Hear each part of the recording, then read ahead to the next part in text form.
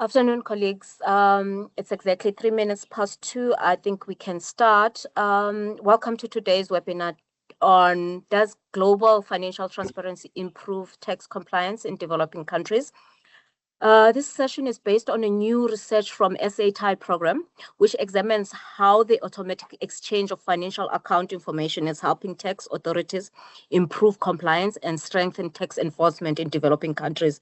And today we are joined by two experts in taxation and public finance.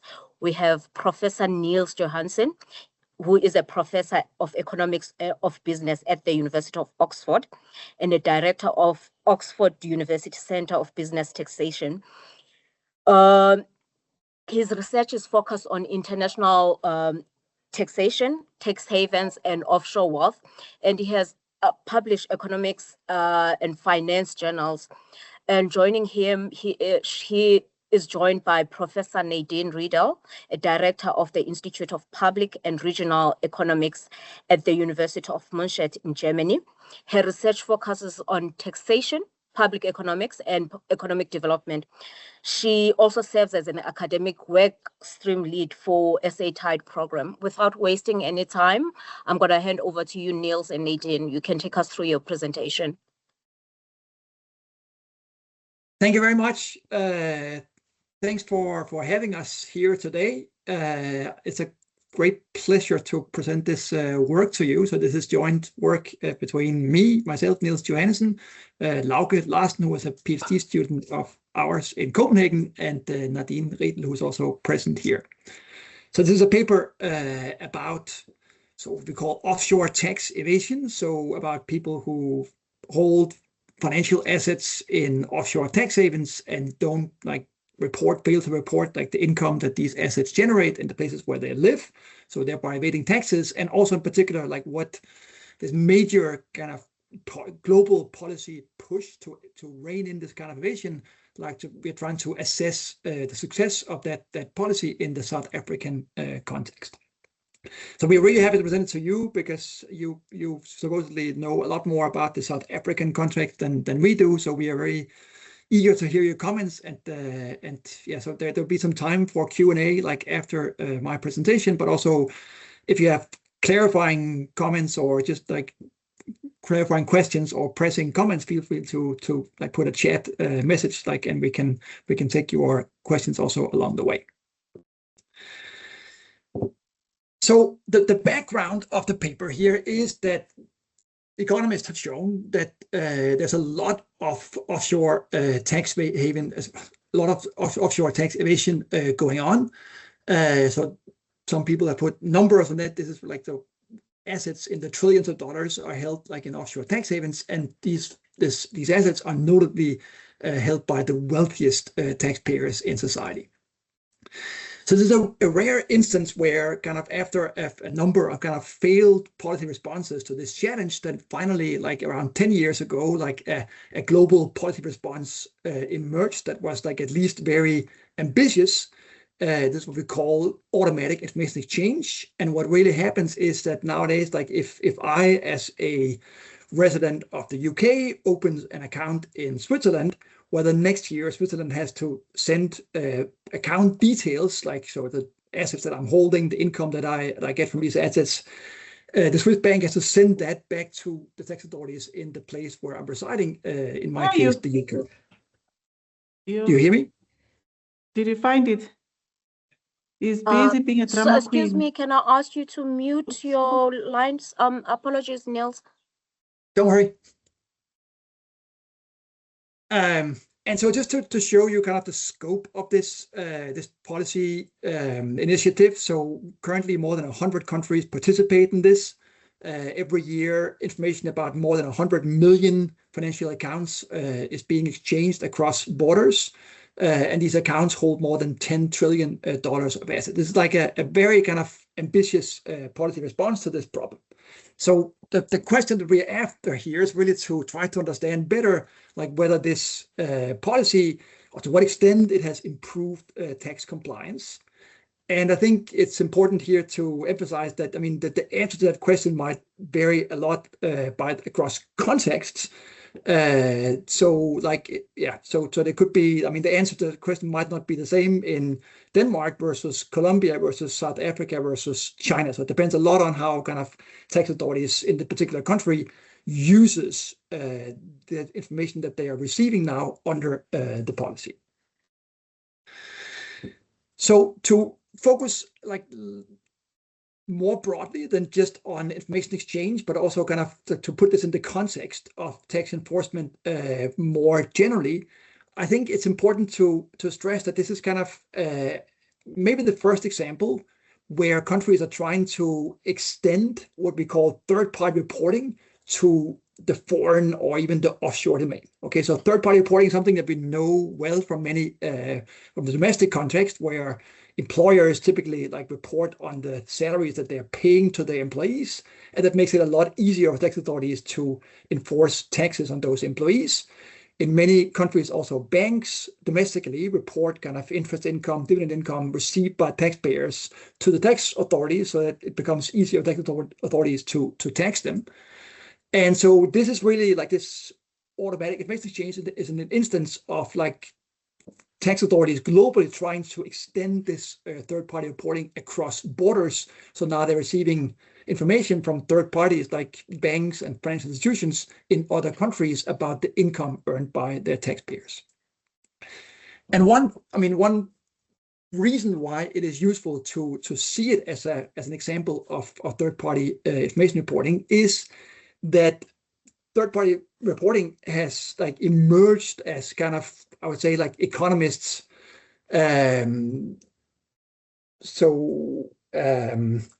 ideal almost of how you conduct good tax enforcement. And so the simple theory, you could say, of third-party reporting would go something like this. It will say, well, actually, like once you have reporting from third parties, you can get to an equilibrium where you, like, even with a very small effort from the side of tax authorities, can get very close to full tax compliance. Why? Well, if the tax authorities commit to audit any discrepancies that they find between self-reported and third-party reported income, say that in the context of wage reporting, whenever there is like a wage earner that reports less salary income than the company employing him reports having paid to that person, well, then tax authorities would kind of step in and contact the taxpayer and ask what is going on. If this happens, then taxpayers know that it's kind of impossible to evade, so they will choose not to do it. They will just like report whatever, truthfully, whatever income that they have earned. And that means that it kind of becomes like tax authorities don't need to conduct a lot of audits in order to sustain like this full compliance equilibrium.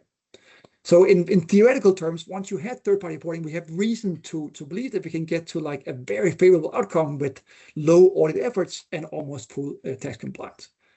And so that becomes like a very ambitious, you could say, benchmark here, like to say, well, we can ask ourselves, like, does it really work like that? Has organic information exchange really put an end to offshore tax evasion in the way that this theory suggests? And if we don't find that, then why not?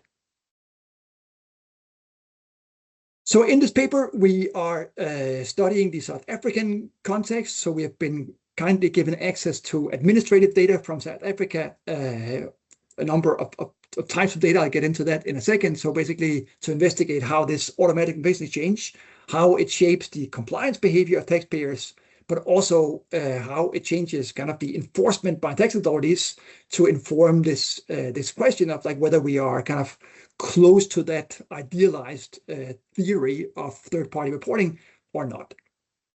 So the concrete questions here is like, do taxpayers who have foreign financial income, do they stop evading? Do they become compliant when tax authorities start receiving these reports from foreign banks on their financial income? And also like whether tax authorities kind of behave in according to theory here by basically auditing all the discrepancies that there might be between self-reported and third-party reported income. To give you kind of a brief teaser, like so, or a brief preview of the findings. So the answer to the first question is no. There still seem to be kind of considerable evasion left even after automatic information reporting starts. And so that's, puzzling for a while. You can think like, why is it that, how do taxpayers dare to continue evading if they know that taxpayers receive information about their foreign income? And so the rationale for that, you could say, is that the answer to the second question is also no. It does not seem to be the case, given the data we're looking at, that tax authorities are systematically kind of looking into these discrepancies between self-reported and third-party reported income. Just to put this like briefly in context, so we're not the first paper that looks at these like policy efforts to rein in offshore tax evasion. So the very brief story is that everything that happens before this automatic information exchange has been shown to be kind of not very successful in terms of curbing tax evasion offshore. There are a few papers that focus on kind of the unintended behavioral responses to automatic information exchange. So there are papers showing that yes, like once some countries start exchanging information, you have like people moving their assets around to move them to tax havens that are less compliant. You have other papers showing that some taxpayers will move their money into real estate, which is not covered by this policy. And then another paper showing that it might incentivize people to get golden passports, like get second passports in countries that don't care much about tax enforcement, and that can be a way to circumvent this new policy. And then there are kind of a couple of papers that are like closer to ours that look at compliance effects of this automatic information exchange, and these are typically from contexts like Denmark and Switzerland that are kind of different than the South African conflict that we are looking at, but that typically find like pretty optimistic results, like finding that there are large compliance effects to this policy, like people start taking home their assets or start self-reporting their income like in response to these new information flows. So, and then like the other literature that's important for us here is the literature on third-party reporting. So basically the big seminal paper comes from Denmark. And basically what they do is like a randomized audit study, and where they can basically look at non-compliance rates across different types of income. And they show basically that the non-compliance rate is much larger for income types that are not third-party reported. So basically they find that for the income that is third-party reported, they find a non-compliance rate of 0.3%, whereas for those income types that are not third-party reported, they find a non-compliance rate of 30%. So like a difference of 2 orders of magnitude.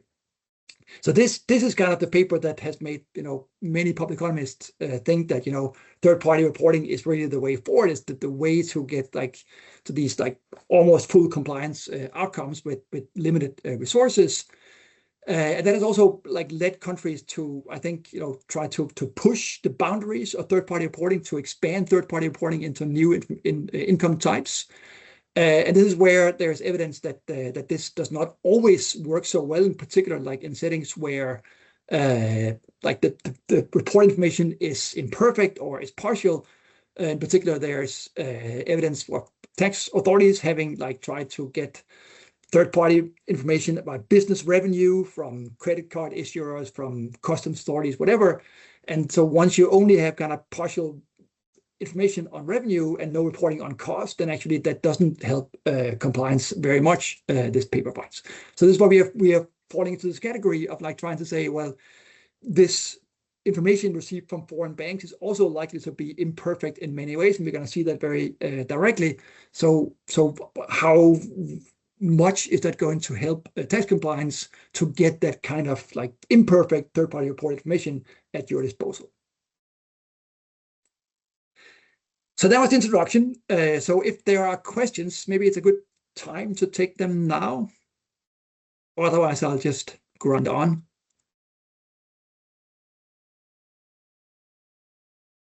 All right, so let me talk a bit more about the background here. So when we say global financial transparency, what we mean is this policy called automatic information exchange. that more than 100 countries have agreed to. So the way that it works is really that all the banks in the countries that are part of this need to identify all accounts that are beneficially owned by foreign taxpayers.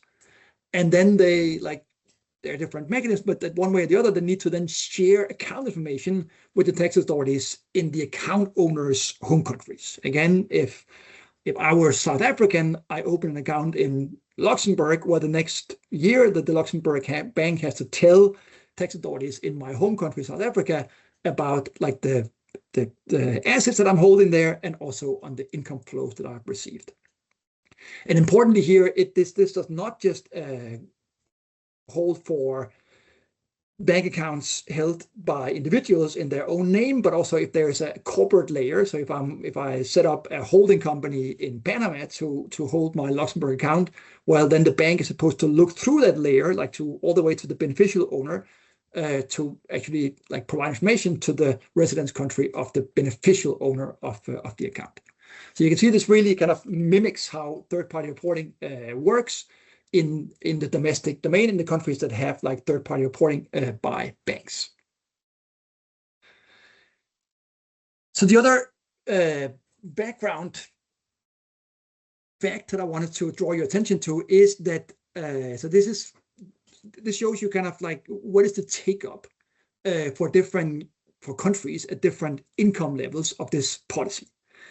And it's quite striking that kind of almost all of the high-income countries have chosen to participate in this, whereas none of the low-income countries are participating.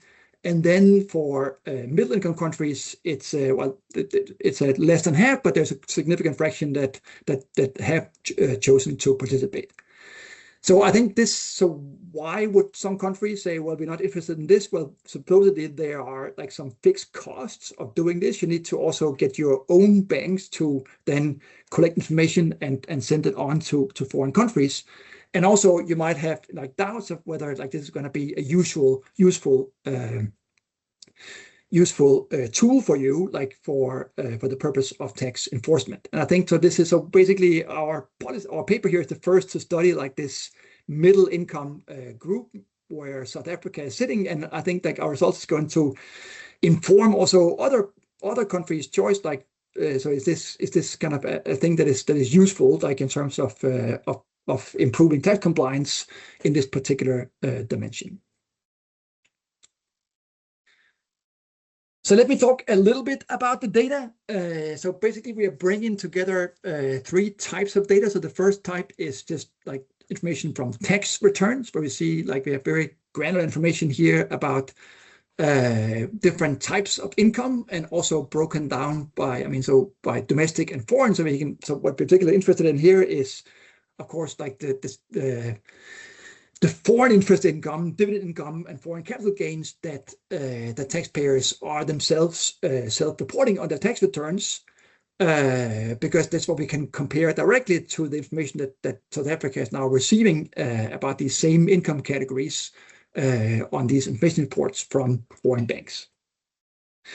So that's the second data source, is these like all these reports that South Africa receives every year from foreign banks that has information about account balances and financial income. And of course, part of what we're doing is just comparing these two sources and say, well, is it true that taxpayer SA says that he's gotten like zero like foreign interest income, and then, well, if we find a report from a foreign bank saying that he has foreign interest income of 1,000, but that is kind of suggestive of underreporting. And then finally, to study like the tax authorities' use of this data. We don't have any direct information about how tax authorities use this information, but like from this data on tax audits, we can learn something about how being compliant or being non-compliant in this dimension, like reporting or not reporting this foreign income, how that shapes the risk of getting like a correction of your tax return in an audit. And that will kind of inform our analysis of how these information flows are used. So the final feature here that is important just to, before we get into the analysis, is to say that, I mean, so we were saying before that, you know, the theory of third-party reporting probably came about in a setting where these information flows were very, very high quality. In our setting, like these third-party information reports from foreign banks, the quality is definitely not perfect. So one indicator here is just that that it is not all reports where there is like a TIN number, a tax ID number of the account owner. In fact, it's only 60% of all account balances where we're able to match the report from the foreign bank to a South African taxpayer. And that can be either because there is just no TIN number on the report, or that there is a TIN number that cannot be matched to anything in South Africa. I want to say that this is not because we or anyone like in the project here have done a bad job at matching. So this is kind of consistent with like evidence from other countries published by the OECD, that this is kind of a typical thing that that, you know, there's a problem with reports that cannot be matched. And it's also important to stress that, you know, some of that might reflect just that this is still early days in this policy, that we do see kind of over time in the analysis period that we are studying, that the match fraction improves year by year. So this could get better like in the years to come. All right, so let me just start before we move into kind of to the results on like the compliance gains that this policy has produced. Let me talk a bit more descriptively about kind of the size and distribution of South Africa's offshore wealth. So here in this picture, I'm just basically, after cleaning this data sets, all these kind of reports that South Africa receives from foreign banks about the assets held by South Africans there, I'm basically just adding all these numbers together. And that gives you this dotted line, which is just saying, well, like based on these reports, how much wealth do South Africans hold in these foreign banks? And you can see that, like, so that number is kind of increasing over time. And when you get to the end of our sample period, you are in the neighborhood of $80 billion. That is like an estimate of kind of how much money do South Africans hold in foreign banks. So the colored bars will tell you about like that is how that is broken down by jurisdictions, and also a bit on the type of holding. So the blue bars, like the most important part, is just personal accounts in tax haven. There will be accounts where just like someone holds an account in a tax haven in their own name, and so that accounts for like 2/3, 3/4 like of all the money in foreign banks in all years. Then there's also a chunk that is personal accounts in non-tax havens. So like in other countries, that's a slightly smaller chunk. And then finally, the green bars are like the assets held through personal holding companies that you also get information about like through these reports. And that's a much smaller share in the South African context. So that's a bit unusual. So I've done a similar study in Denmark where we find like that there's a much bigger share of money that is held through these personal holding companies. That doesn't seem to be the case in South Africa. But then kind of aggregate offshore wealth around $80 billion. That's around 25% of GDP. And actually that's kind of, you know, twice as large as like estimates that other people have produced based on macro data. And it's also kind of roughly twice as much as like the world average based on these kind of these macro data. So it seems that South Africa is a country where there is like, not extreme, but kind of higher than average kind of ratios of offshore wealth to GDP. This is kind of an important issue in the South African context. And I want to also say that this is kind of an estimate, and it will like understate like the total offshore wealth for a number of reasons. For first of all, it's gonna not include certain asset classes such as like crypto or real estate, or even unlisted shares are typically not like included by this policy because you would not hold them like in a bank depot. And also there'll be a few jurisdictions that are not reporting under the policy here, so assets held there will also not be counted. I want to say a little bit about the distribution of these offshore assets or offshore holdings. So here you see a graph that on the horizontal axis, I've grouped people into income groups. So this is for the sample of filing taxpayers. So for the people who actually file a tax return, I've grouped them into income groups going from, so the first group is the bottom 10%, the next 10%, and so on. And then you see, if you go up the horizontal axis or go further right, you get to kind of to smaller and smaller groups. And at the very end, you have the top 0.1%. So the top 1,000th of South African taxpayers. And so what you see on the vertical axis is the share within each income group that has an offshore account.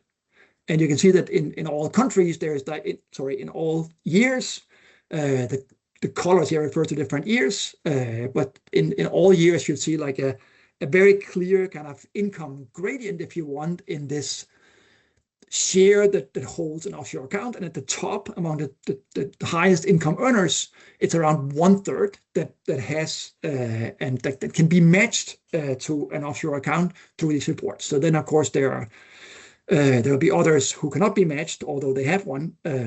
But this is what we can match.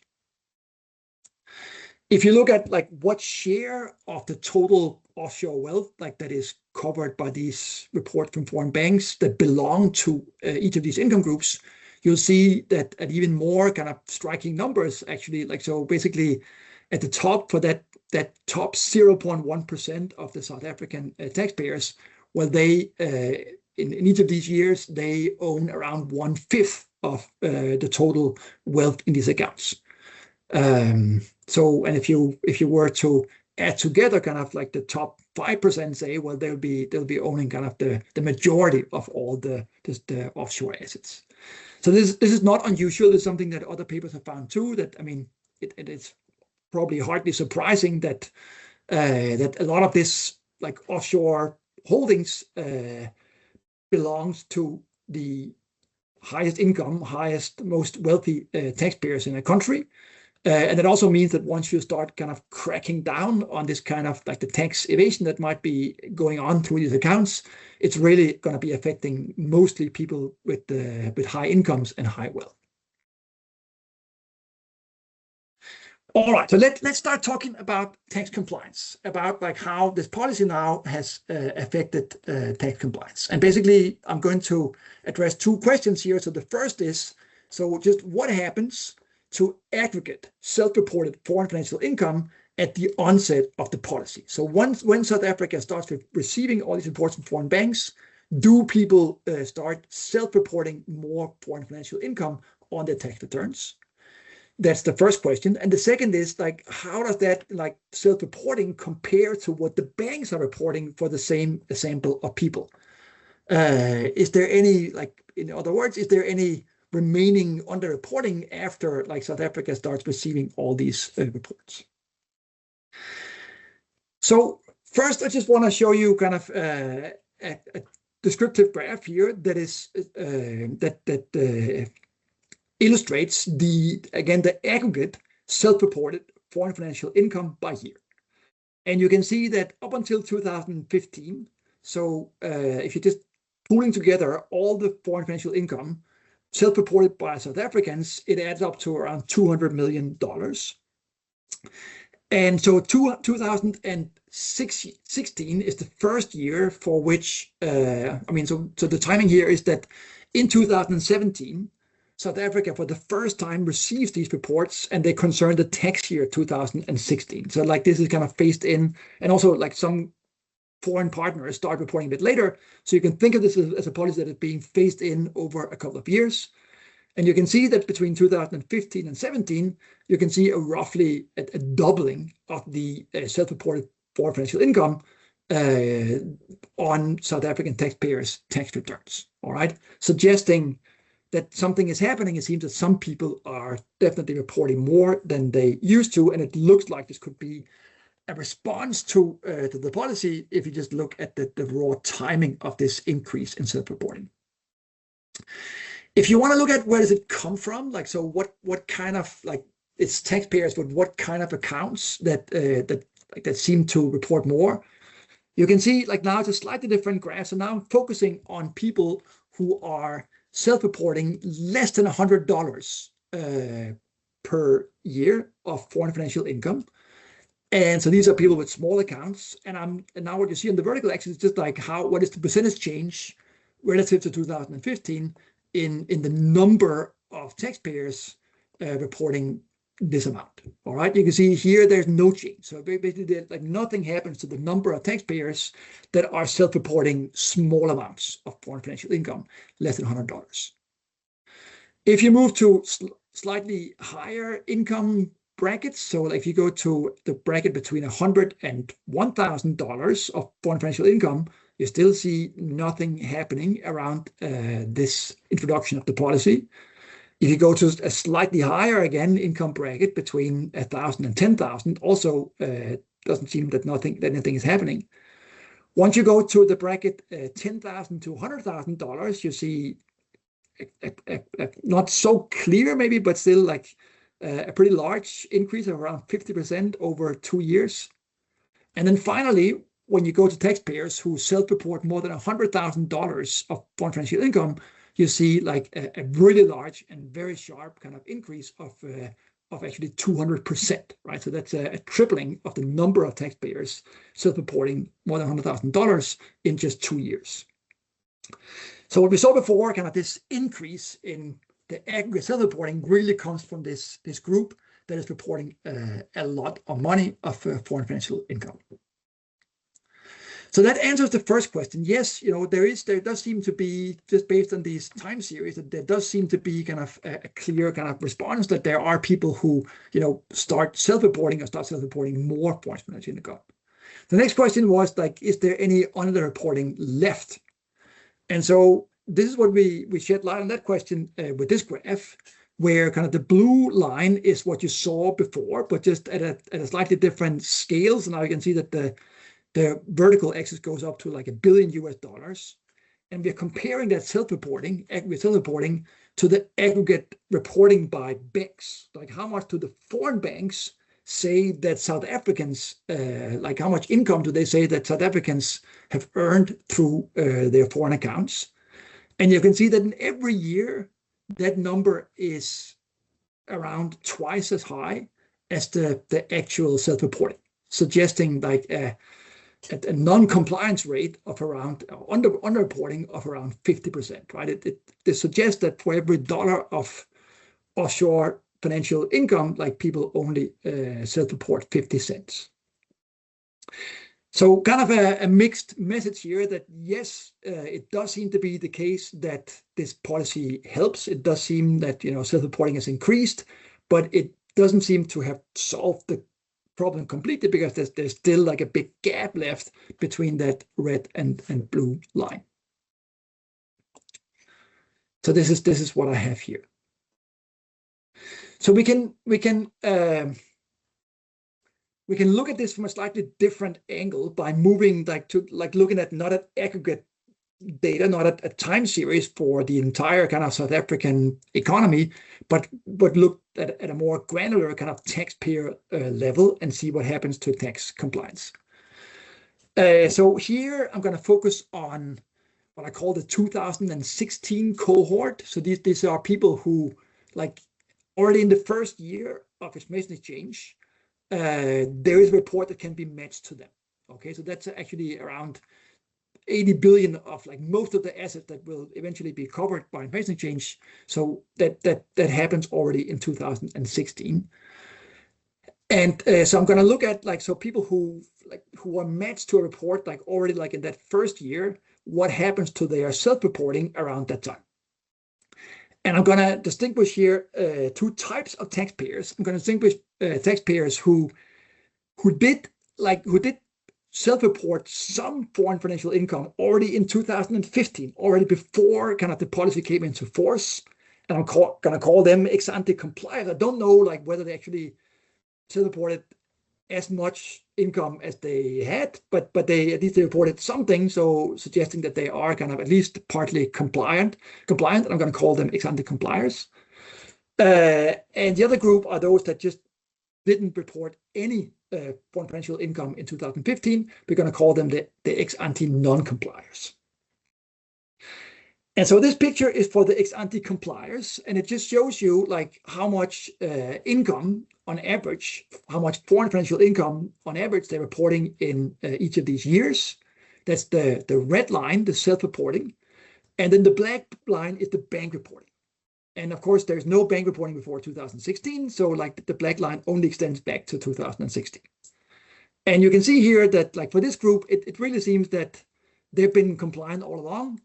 And like in every year after 2016, they report kind of like the exact same amount as, or almost as the banks are reporting that they have earned. Okay, so things seem to be going well with this group. For the other group, those that didn't report any foreign financial income in 2015, the picture looked like this.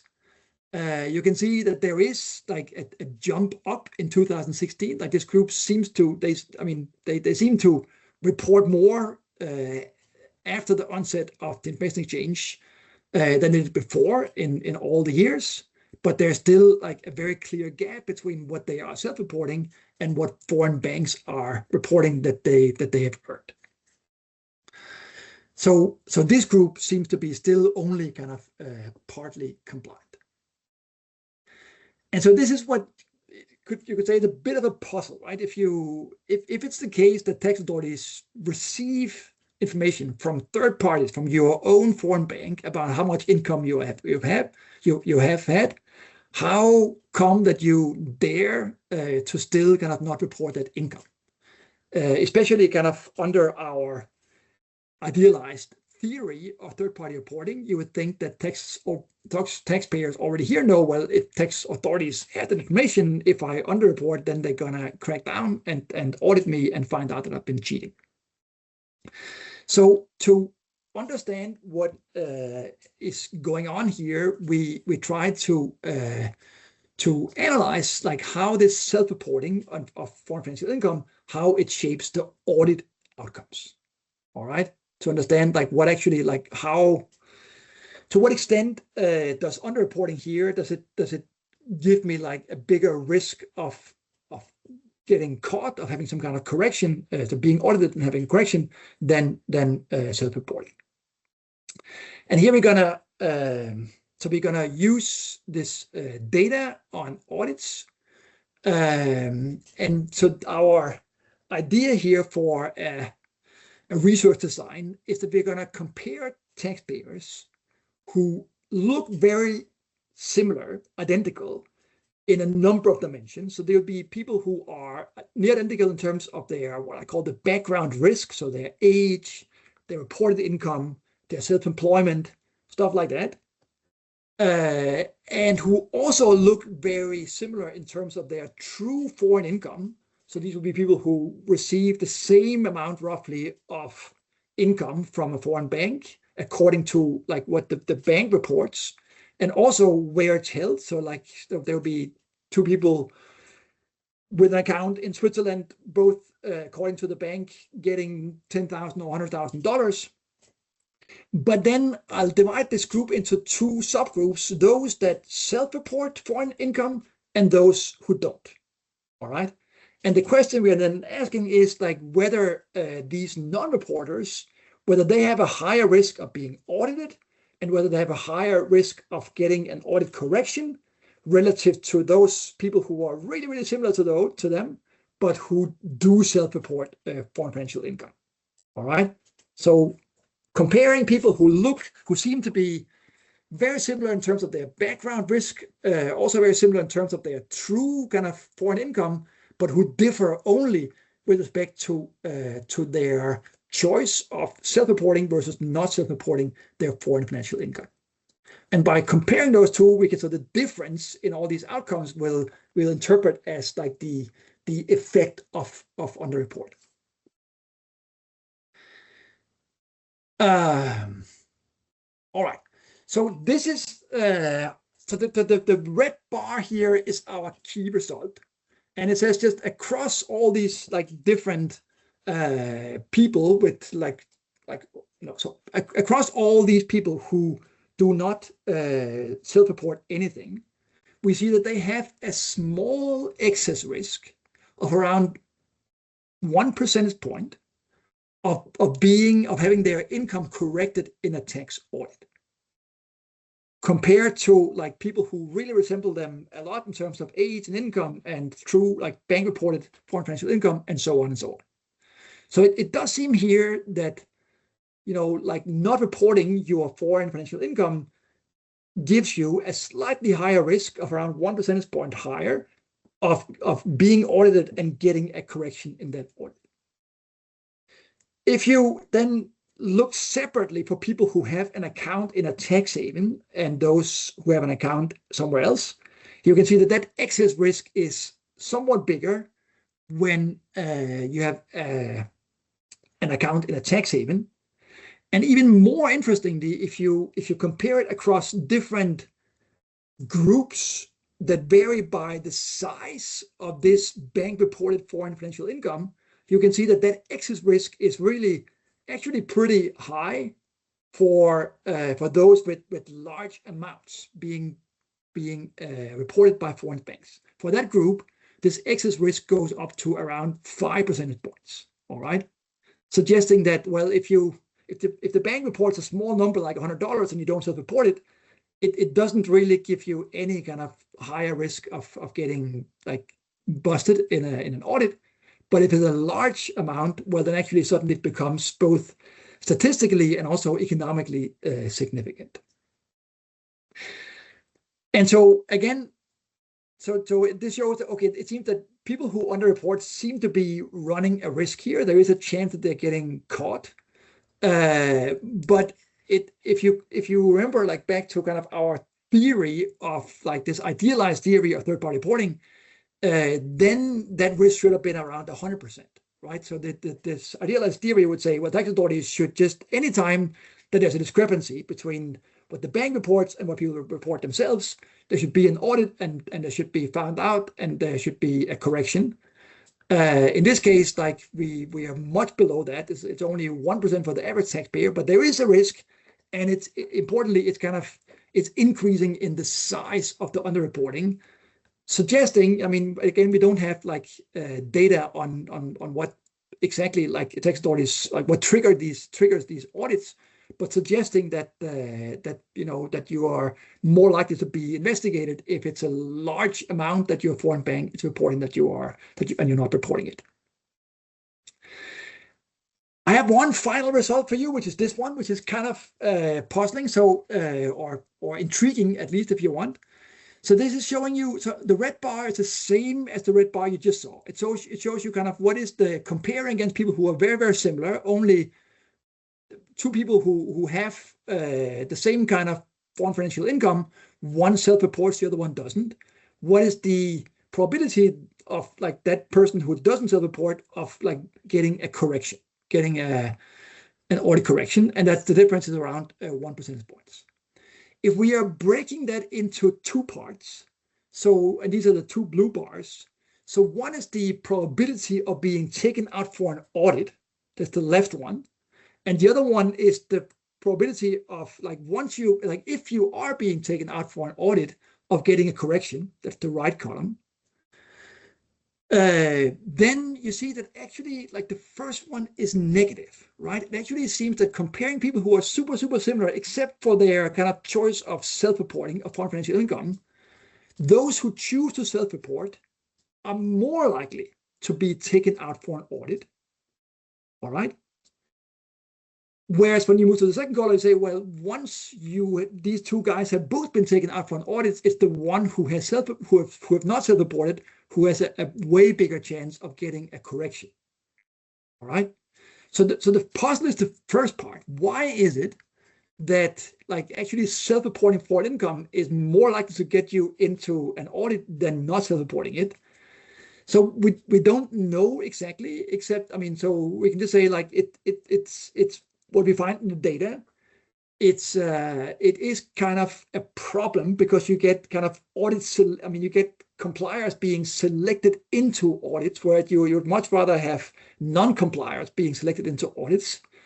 And so because we don't know more about kind of how tax authorities do the selection for audits, we can only speculate. But one possibility that we know like kind of is true in other countries is that just having foreign income self-reported on your tax return is like a signal that you, or is a flag that you have kind of a complicated situation, you know, that raises the risk of having made errors or evading or whatever. And this is what kind of gets you a higher chance of being audited. Whereas if you just don't self-report anything, then you don't have that flag, and that lowers your risk of being audited. So that's the only way we can kind of make sense of that result, that there seems to be kind of selection of compliers into audits here, and that conjecture is kind of also borne out by just other results that we've done. Like, so basically, like having foreign income on your tax return is always, like in all years, is like a very strong kind of predictor of being audited, suggesting that this is something that could happen. All right, so I'm almost at the end here. Like, so it's been 45 minutes. I think it's a good time to also get you guys in with questions and comments. But let me just have a few concluding slides here. So just to sum up first, so we have results on compliance, about like what does automatic information change do to compliance? Well, it seems to, if you believe our analysis here, it seems to be doubling self-reported foreign financial income, which is like, I'd say, like a good outcome. It is driven like a lot by more self-reporting of large accounts, of large income numbers, which is also, yeah, I guess intuitive, and I guess also an outcome that is nice. That it's, I mean, these are the guys that you'd rather kind of crack down on. And then the downside, it seems that like significant underreporting persists, which is, you know, not what our theory predicts. Like they would say, well, once you have third-party reporting, you're basically done. You get no underreporting left. In our case, and this is consistent with other settings where kind of this third-party reporting is partial or imperfect, you do see like underreporting still persisting. What do we learn about enforcement? We do learn that that actually like underreporting is associated with only like a small increase in detection risk for the average taxpayer, which is again like contrary to theory and kind of explains why probably underreporting still persists. That actually it's not that risky for the average taxpayer to underreport, but that this detection risk actually grows a lot with the amount of underreported income. So, and again, also suggest, I mean, potentially kind of explains why we see that like that most of the increase in compliance comes from these large accounts. This is where the detection risk is also larger.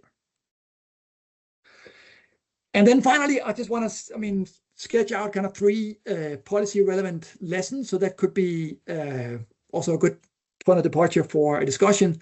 So the first lesson here is like it really seems that audit risk matters, right? So there is this, I mean, so these 2 set of results that we have, like they align nicely, that in the sense that where the compliance effect is largest, it's also where the detection risk is largest, suggesting that there's a link between the two, that, you know, it's when taxpayers know that there's a bigger chance of being caught that they cheat less.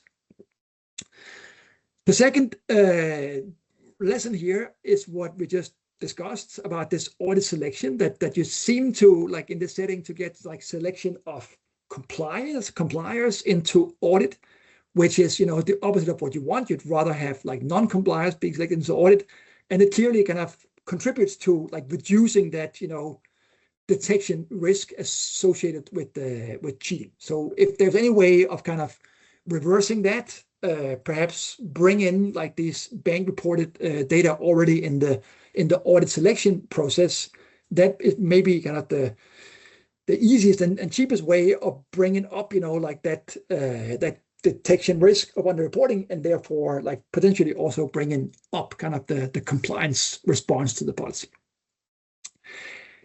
And then finally, kind of the maybe the broadest, I think, policy lesson here is that automatic information change really seems to, you know, work in this context, in the sense that it does seem to bring meaningful compliance gains, even if like the South African tax authorities don't seem to act, according to theory, where they're kind of cracking down on every single discrepancy between bank reported and self-reported income, seem to be targeting kind of the largest non-compliant accounts, in a sense, kind of tolerating that there's some like non-compliance still happening, but there's still like this like very significant compliance gain with a doubling of self-reported foreign financial income.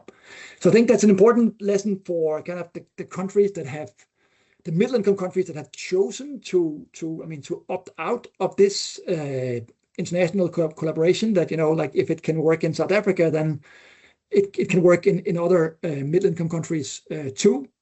And perhaps also for like other policies where information exchange has become kind of the main remedy. So for example, there'll be international exchange of information from crypto platforms starting soon. So of course, it's not a given that you can extrapolate perfectly from this to crypto exchange, but I think it still is an indication that that this information exchange can bring like meaningful kind of improvements of tax compliance in this segment of taxpayers who have a lot of like sophisticated foreign holdings going on for them. So that was a lot of talking on my side. I hope you were able to follow, and I hope this has been food for thought. I'm very much looking forward to hearing your questions or your comments. I'm going to leave the slides on, I think, just that I can flip back and find any particular figures that you're interested in. But please shoot. Thank you so much, Professor Johannesen, for such an insightful presentation. Yes, colleagues, you can put your comments, your inputs, your insights on the chat, or you can just raise your hand. Let's just engage with the presentation that we just received.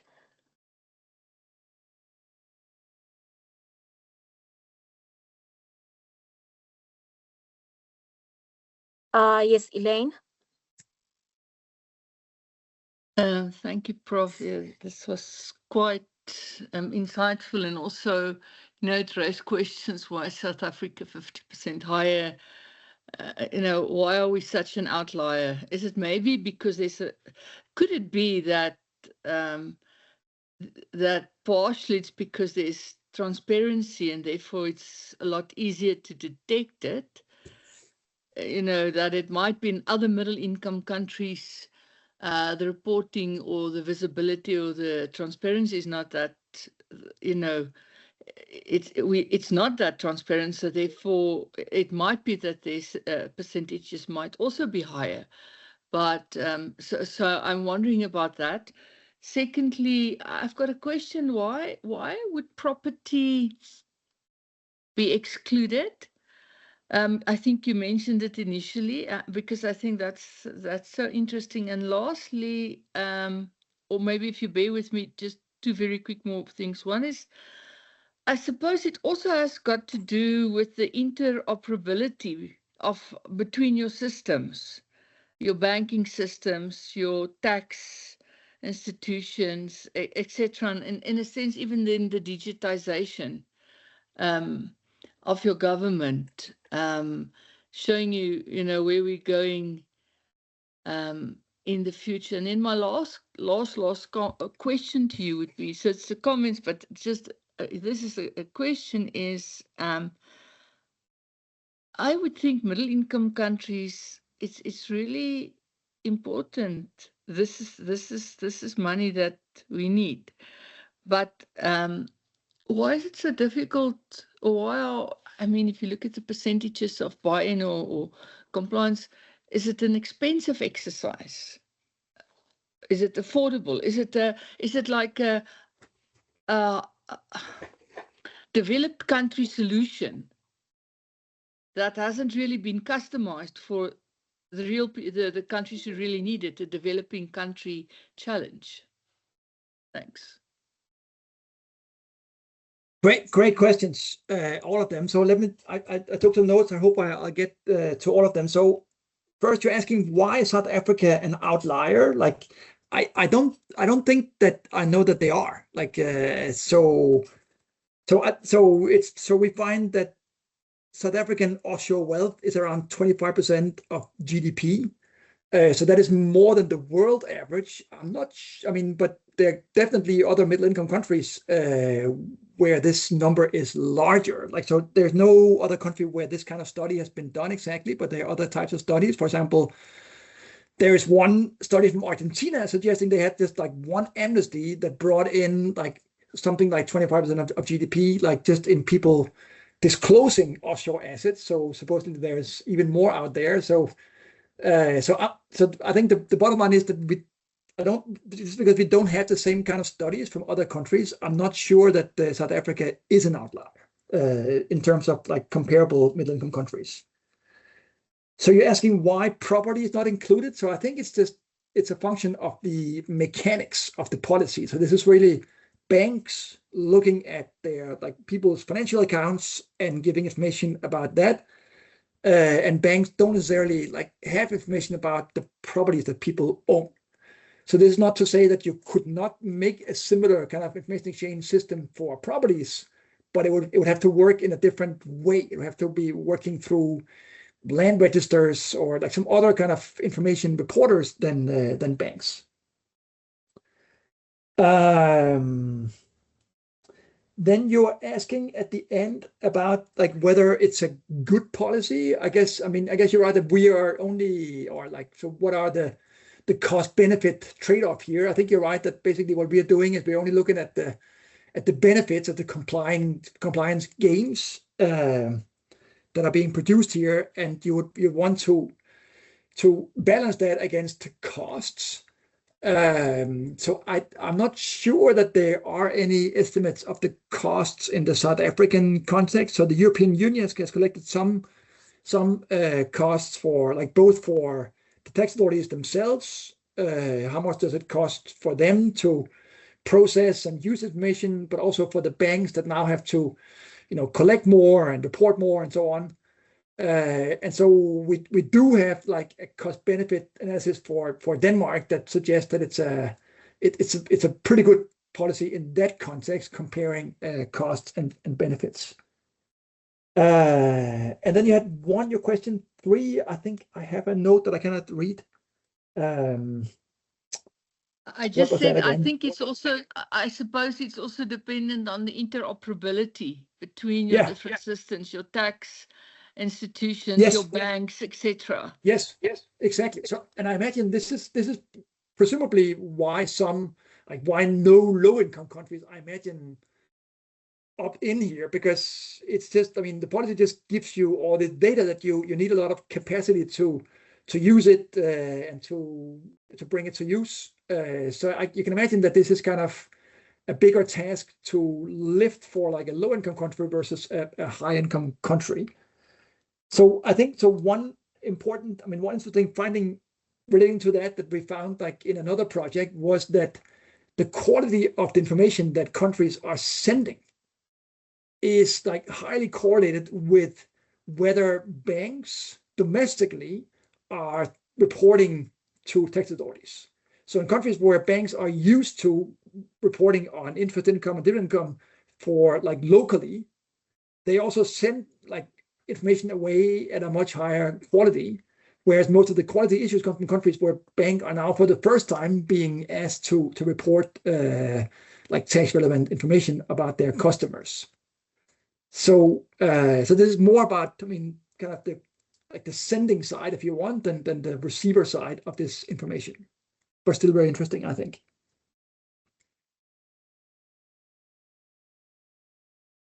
Thanks. Thank you very much. Thank you, Professor. And I've got Dr. Maluko on the line. I hope, Elaine, you are covered. Good, thank you. Okay, thanks. Dr. Maluko, you can come in and ask your question or comment. Thank you very much.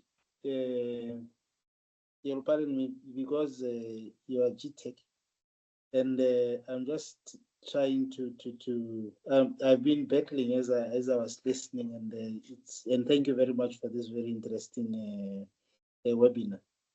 Now, seeing that GTAC and the National Treasury are part of the South African government that is operating not only within the environment of Western Europe and the USA, but that we have got a very interesting environment in which we are operating, which is in BRICS. And I'm sure some people might have seen that Zimbabwe has just joined the BRICS Bank. The first question that I would like to ask is, what risks do South Africans face in the current realities of erratic actions that are facilitated by the policies and the structures that are dominated by the USA? That is the first question. But the second question is, what challenges must we, South Africans in the private sector and in government, anticipate in terms of our issues of tax compliance and doing business? What is it that you must anticipate when conducting business through BRICS-aligned financial institutions? And what intervention mechanisms must we put in place to ensure overall compliance? Intervention mechanisms at the level of policy and intervention mechanisms at the level of structures. Thank you.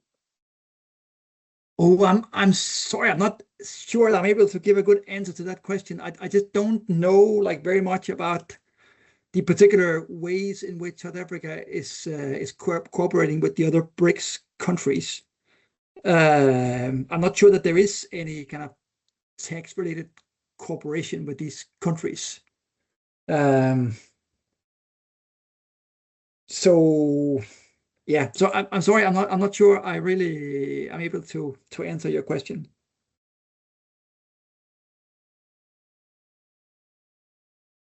If you are not able to answer the question, I think it's a very important question, because very soon, the platform of that GTAC has created, I think it forces us to think and think ahead.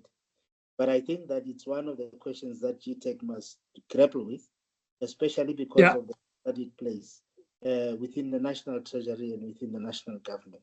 Thank you. I mean, so I was your question about G20, like, so it's true that G20 has been like a driving force in a lot of this kind of tax cooperation, both in the field of like personal tax like this one, but also in corporate tax. So I'm not sure if this can be replaced by anything like in the BRICS cooperation. I mean, I guess what you really need is some kind of lever on tax havens, right? So this is like the big achievement, I think, of this policy, is that is convincing tax havens that have had, banking secrecy for 100 years to start giving away information about their customers. And yeah, so I guess it's been important here that, I mean, for example, the US has been on board, and the US has like a lot of levers, like of many kinds, but including like financial levers, like access to SWIFT and so on and so on. And yeah, so without being an expert on kind of on the political economy of kind of these corporations, I think that you would need the same kind of political pressure and political levers, like in whatever like alternative regional cooperation you can imagine, like for something like this to work.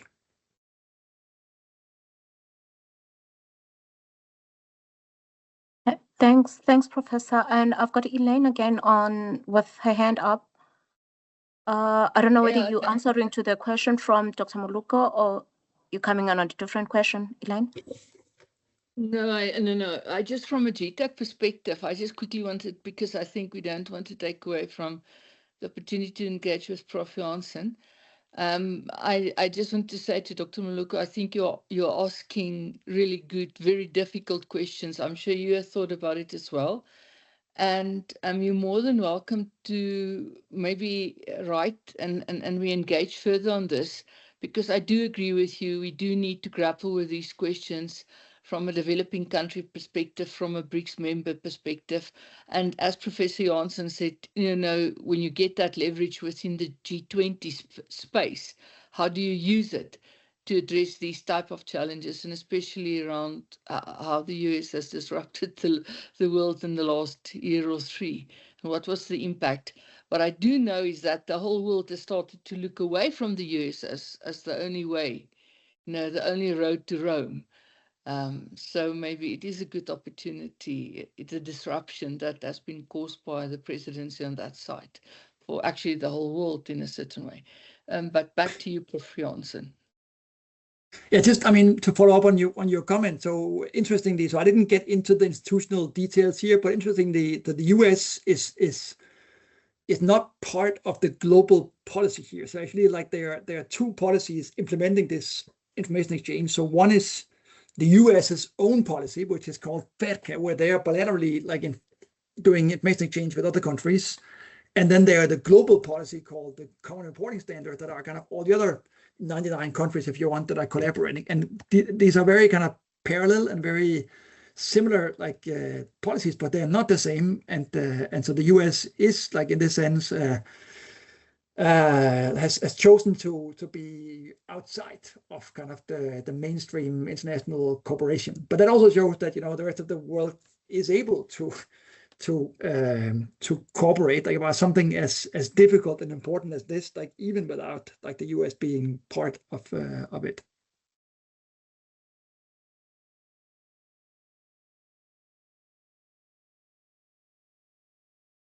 Thank you, Professor, and thank you, Elaine. Are there any other comments? Or I don't see anything on the chat. And we only have 5 minutes left into the meeting.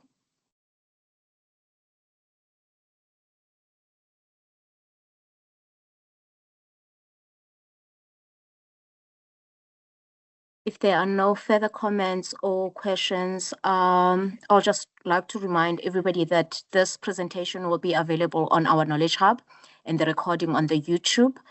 And I would like you to take some time and give us feedback. I'll put on in the chat a link where you can rate us. And I see, Rachel, you've got your hand up. You can come in. Sorry, I was looking for my emoji to say thank you. Okay, no problem. Thank you.